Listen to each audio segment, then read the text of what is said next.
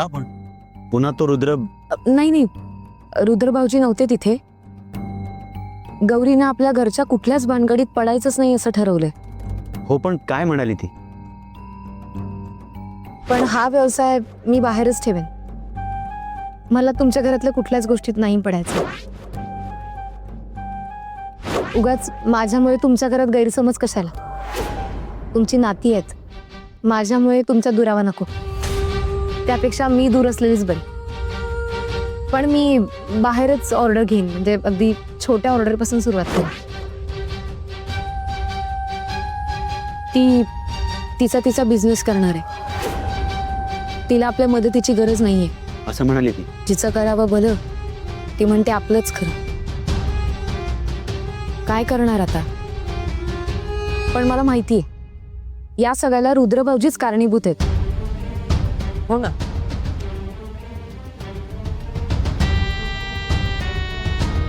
अगदी खरं आहे श्वेताच.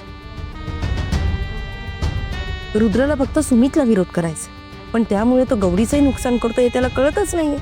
बरं, हे गौरीलाही कळत नाही, पण आपल्याला कळतं ना त्यांचं भलं कशात येते. नाही, मला गौरीशी बोलावंच लागेल, समजवावं लागेल तिला.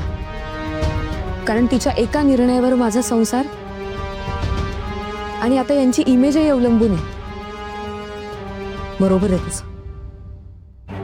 आता घरातल्या सगळ्यांना वाटतंय सुमित नोकरी मिळवण्यासाठी गौरीचा उपयोग करतोय. पण खरं काय ते तू जाऊन सांग. हो. शेतात थांब, नको जाऊ. अहो पण ऐक माझं, मी सांगतोय ना, नको जाऊ बरं, तुम्ही म्हणत असाल तर नाही जात. प्लीज. माझ्यासाठी एक कप चहा बनवतेस का? हो, आलेच. हा,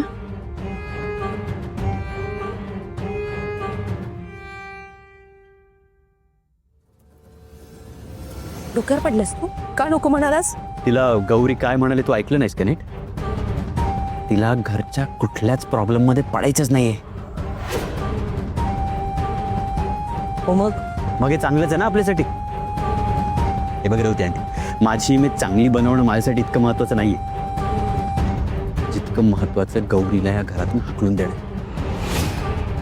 आणि ती जर कशामध्येच इन्व्हॉल्व्ह न होता स्वतःचं काम करून निघणार असेल तर कशाला अडवायचे ते?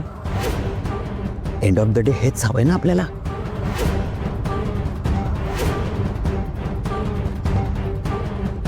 खरे